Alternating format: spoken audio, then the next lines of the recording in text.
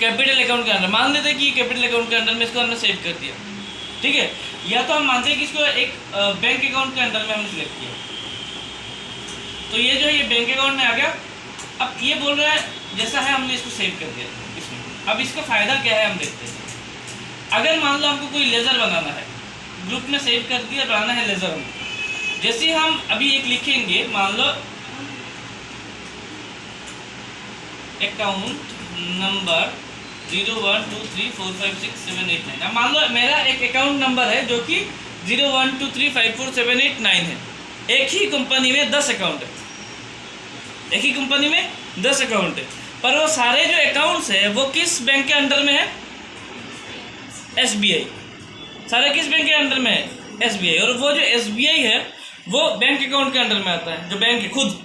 ये कब होगा? जब खुद SBI एंट्री करेगा अपने कस्टमर्स, तब ये फॉर्मेट आपको यूज़ करना है। अगर आप एज ए SBI में हो और अगर आपको बताया गया कि एक नया यूज़र अकाउंट खोल रहा है हमारे बैंक में, और आपको काम दिया गया कि उस यूज़र को ऐड करना है बैंक के सर्वर में, पर्सनल नहीं, बैंक के सर्वर में, तो आपको ये ध्यान रखना है कि आपको कैसे पहचानोगे कि आप कस्टमर को? उसके अकाउंट नंबर से।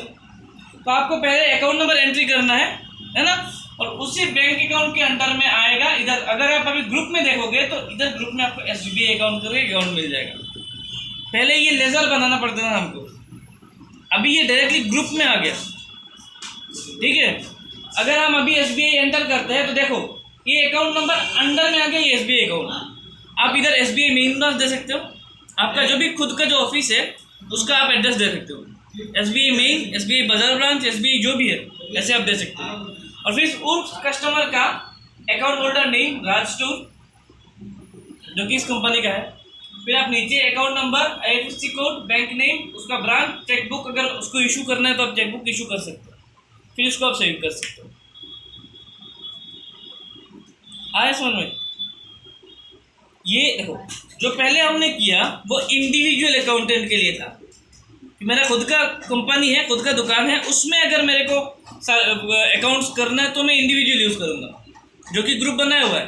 पर अगर मैं खुद एक कंपनी हूँ या मैं खुद एक गवर्नमेंट बॉडी हूँ, बैंक हूँ, तो मेरे नीचे तो 300-400 कस्टमर हैं जिनको हर एक को मेरे को एक यूनिक आइडेंटिफिकेशन नंबर से पहचानना है, वो होगा उनका अकाउंट नंबर। तो तब मेरे को क्या करना पड़ेगा? पहले SBI जो था वो लेज़र था, पर अभी SBI लेज़र उनसे काम नहीं होगा ना, अभी लेज़र तो अकाउंट नंबर होगा, क्योंकि मल्टीपल अकाउंट्स है इसमें। तो अगर हम सब में दे देंगे SBI तो काम करेगा नहीं, पहचान ही नहीं पाएंगे हम। तो जैसे ही हमारे पास मल्टीपल अकाउंट्स हो जाएगा, 2 से ज़्यादा मीन्स 12 प्राइवेट लिमिटेड कंपनी, उसमें आपको ये मेथड यूज़ करना पड़ेगा। क्योंकि अगर एक ही ग्रुप के 12 बोर्ड ऑफ डायरेक्टर है तो आपको हर एक को एक अपना यूनिक डेस्टिनेशन या यूनिक कुछ चीज़ पहचानना पड़ेगा, उसको एक डेजिग्नेशन से पहचानना पड़ेगा उनको कि ये जो है अकाउंट्स डिपार्टमेंट का है, ये जो है सेल्स डिपार्टमेंट का है। और यही जो प्रॉब्लम है ये आपको फेस करना पड़ेगा पेरोल में। इसी प्रॉब्लम के लिए गवर्नमेंट ने लोगों को चपरासी, स्वीपर ऐसे नाम नहीं दिया, group A, group B, group C ऐसे दे दिए, है ना, जिसको हम क्या बोलते हैं अभी कुछ है ना, ऐसे ही है ना कुछ, हाँ ग्रेड 1, ग्रेड 2, ग्रेड 3, ग्रेड 4 कर दिए, है ना, ताकि इन 4 विभाग के अंडर में आने वाले सब ग्रेड 1 में IPS IAS जो बड़े बड़े ऑफिसर है उनको दे दिए ग्रेड 1 में, है ना। इसीलिए हम भी ऐसे ही करते हैं, यहाँ पे अकाउंट्स में भी ऐसे ही काम होता है। हमने अगर एक्सेल किया तो आपको याद होगा, एक्सेल में जब हमने सैलरी शीट को डिफाइन किया था तब भी हमारे पास एम्प्लॉई था, मैनेजर था, सुपरवाइजर था, हमने 3 भागों में उसको लगाया था, है ना। हम नाम भी तो दे सकते हैं, ये वाला स्वीपर है, ये वाला वो, ऐसा दे सकते, पर ऐसा दिया नहीं, क्योंकि 500 लोग, अगर 5 लाख एम्प्लॉय है तो 5 लाख को अलग अलग डिफाइन करना मुश्किल ही है। इसीलिए उनको क्या कर दिया, एक भाग में बांट दिया। ये क्लास 1 में है तो जो A में है उनके सबके लिए इतना है, B में सबके लिए उतना है, C में सबके लिए इतना है, मिनिमम और मैक्सिमम सेट कर दिया, है ना। इसीलिए अकाउंट्स ऐसे करना पड़ता है, थोड़ा पेचीदा होता है। पेरोल में भी हमको यही ट्रिक यूज करना है। अगर पेरोल ठीक से नहीं हुआ तो TDS कभी भी नहीं लगेगा, टैक्स डिटेक्ट एट सोर्स जो है वो कभी लागू होगा ही नहीं अगर पेरोल गलत हो तो। उसमें भी प्रोफेशनल टैक्स है, प्राइवेट कंपनी में अलग है। अगर हमने पेरोल गलत किया, अगर पेरोल में हमने क्लासिफिकेशन ठीक से नहीं किया कि कौन ग्रुप है, कौन ग्रुप बी, कौन बी में है, तो ना ही उसका पीएफ सही से आएगा, क्योंकि पीएफ में भी लिमिट है, 15,000 के ऊपर आया तो इतना, नीचे आया तो उतना। सुविधा है ना वो। तो अगर हमारा जो पेरोल है, अगर पेरोल सही से नहीं हुआ डिवाइड, तो क्या कोई भी जो हम इंक्रीमेंट लगाएंगे क्या वो सही से लगेगा? नहीं लगेगा। और अगर इंक्रीमेंट सही से नहीं लगेगा तो किसी जो आदमी जिसका ट्रांजैक्शन है मान लो साल का 3 लाख, उसका भी टीडीएस कटेगा। अगर क्लासिफिकेशन ठीक से ना हुआ तो उसका पेमेंट ज्यादा आएगा, है ना। तो इसीलिए हमको मल्टीपल लेजर के बारे में भी सोचना चाहिए। ग्रुप जो है, हर एक चीज हम मल्टीपल बना सकते हैं,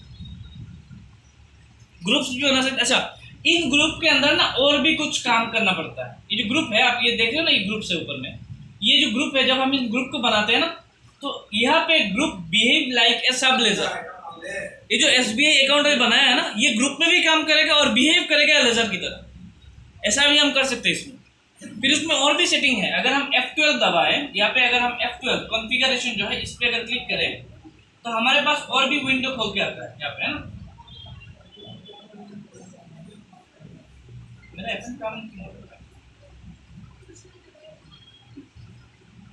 अगर हम F12 दबाएंगे तो इधर देखो ये ग्रुप कॉन्फ़िगरेशन है, इधर में भी और भी चीजें, provide language analysis for name, provide advance information in master. तो ये बहुत सारा चीजें हैं जो हमको और भी आगे काम करेंगे हम,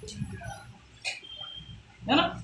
तो ये होता है एक सिंगल ग्रुप बनाना। सिंगल ग्रुप का काम क्या है ये आपने देख लिया, क्या यूज होता है सिंगल ग्रुप का, है ना। अब हम मल्टीपल ग्रुप में जाएंगे। ये नीचे आपको मिलेगा ऐसा सिंगल ग्रुप जो है, उसमें ये डिस्प्ले मिल जाता है आपको, जहाँ पे आपको सब कुछ दिख जाएगा कि कितना ग्रुप सिंगल में बना हुआ है, including SBI account. Single group में बना है तो इधर मिल जाएगा। ऑल्टर करने के लिए आपको इधर है, ध्यान दो तो नीचे ऑल्टर है, ये मिल जाएगा, है ना। नीचे मल्टीपल ग्रुप है, उसका क्या फायदा है देखो। ऊपर हमने क्या किया था, अगर हमको मान लो बैंक अकाउंट के अंडर में 3 ग्रुप बनाना है, तो प्रॉब्लम ये है कि हमको हर एक बार अलग अलग ग्रुप बनाना पड़ेगा। मतलब एक बार सेव किया, नीचे बनाया, ऐसा करना पड़ेगा, बार बार करना पड़ेगा ना। मल्टीपल ग्रुप में आप एक ही बार सिलेक्ट करोगे और आप मल्टीपल ग्रुप्स बना सकते हो। जैसे मैंने कर दिया ऊपर बैंक अकाउंट, और अब मैं बनाऊंगा 3 ग्रुप एक साथ, एक ही में बन जाएगा। मान लो मैंने बनाया यूबीआई, बन गया। तीसरा ऑटोमेटिक बैंक अकाउंट, अब डालो मैं पीएनबी, बन गया। अब मैं डाल रहा हूँ बीओवाई, बन गया, है ना। अब मैं डाल रहा हूँ इंडियन बैंक या कुछ भी, मान लो कुछ भी, यूनो क्या बोलते हैं, यूको, बन गया। अब मैं बस एंटर कर दूंगा। अब अगर आप देखोगे कि हम अगर डिस्प्ले में जाएंगे इधर में, तो अगर आप इधर देखो बीओवाई भी बन गया एक साथ, पीएनबी भी बन गया एक ही बार में, उसके बाद यूबीआई भी बन गया, यूके भी बन गया, और एक ही बार में 4-5 ग्रुप हमने बना लिए एक ही जगह से। तो उसको बोलते हैं मल्टीपल ग्रुप क्रिएशन, है ना। अच्छा, ये जो अभी मल्टीपल ग्रुप में आप जो भी बनाओगे उसको डिलीट करने के लिए आपको इधर ऑल्टरेशन का ऑप्शन नहीं मिलेगा। अगर इधर ऑल्टर मिल भी जाता है तो इधर से आप किसी को डिलीट नहीं कर, बहुत दिक्कत होगा इधर सिलेक्ट करने के लिए। अगर हम इधर जाएंगे, इसको ऑल्टर करेंगे तो देखो इधर नहीं आएगा ये, इधर से हम इसको डिलीट नहीं कर सकते। ऑल्ट डी करेंगे तो ये डिलीट नहीं होगा, हो रहा है डिलीट नहीं होगा। अगर आपको ये डिलीट करना है तो आपको ध्यान रखना है कि जो भी मल्टीपल ग्रुप में बनाओगे उसको ऑल्टर करने के लिए आपको सिंगल ग्रुप में जाना पड़ेगा।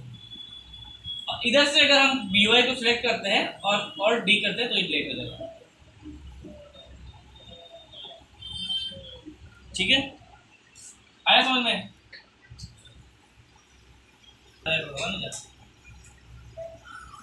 और उसके बाद हम थोड़ा ये भी देख कर लेते हैं एक बार।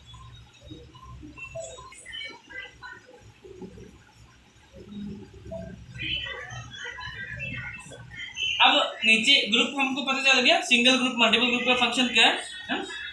अब हम लेजर में जाते हैं। अच्छा, लेजर जो है, सिंगल लेजर आपको पता है कि क्या है ना। अच्छा, अभी हमने जो लेजर बनाया ना, कोई भी एक लेजर बनाया, उसमें कितना कितना ग्रुप हमारा कवर हुआ। पहला बैंक अकाउंट, जो कि हमको पता चल गया कि वो उसको किस सिचुएशन में और किस लेजर में यूज करना है, एक हमको पता चला। दूसरा हो गया सन्डे क्रेडिटर, जो क्यों यूज करना है हमको, अगर कहीं से हम बाकी से माल उठा रहे, है ना। सॉरी है ना। दूसरा, अगर हम कहीं से लोन ले रहे हैं तो हमको लोन एंड लायबिलिटी यूज करना है। तो तीसरा हो गया, ये 3 हो गया। कैपिटल ग्रुप पता चल गया हमको, कैपिटल अकाउंट का ग्रुप। बैंक अकाउंट ग्रुप पता चल गया, कैपिटल LIC वगैरह पापा ने पैसा दिया, कैपिटल है ना, एसेट बेच के लिया। तो एक तो कैपिटल अकाउंट पता चल गया हमको, दूसरा पता चल गया बैंक अकाउंट, तीसरा सन्ड्री क्रेडिटर, और चौथा लोन्स एंड लायबिलिटी। ये चारों ग्रुप कहाँ यूज होगा?